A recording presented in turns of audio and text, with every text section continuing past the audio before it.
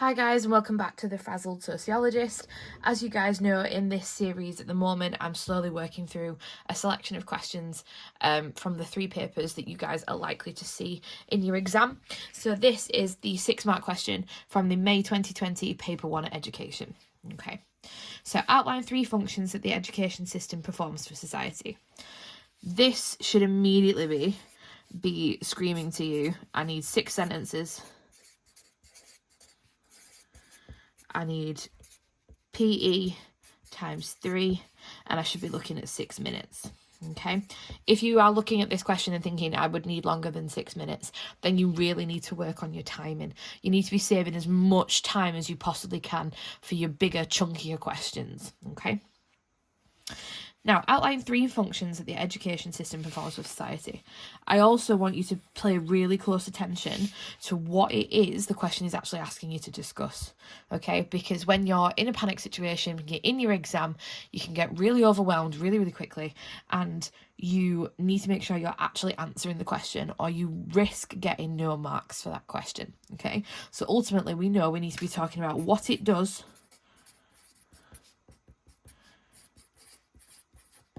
and specifically education, as opposed to anything in crime, anything in belief, anything in family. You need to make sure you're on topic, okay?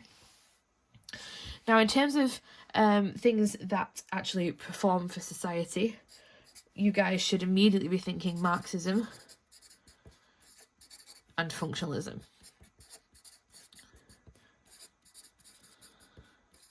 Okay, the 2 really simple, really straightforward ones. We should be thinking social solidarity,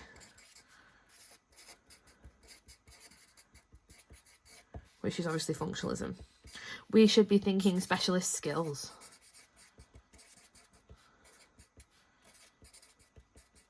Again, functionalism.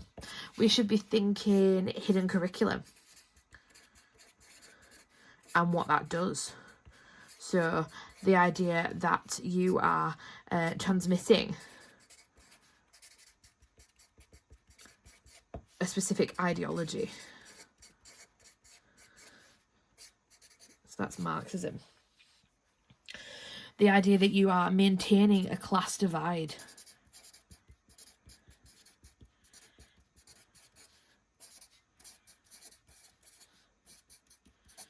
Also Marxism. Okay, and this idea that all of these things arguably maintain social order. Okay, again, because it's a 6-mark question, you are not going to need all this information. You would only need 3 points and 3 explanations to go with them. Really super simple. But the more you guys practice these questions and the more you start to recall for each question, the stronger and more confident you're going to feel walking into that exam and answering your 4 and your 6-mark questions. Okay, they're still important to do.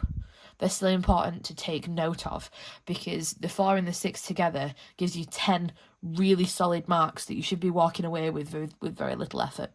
Okay, they are what may be the difference between one grade boundary and another. So I hope that helped. See you soon.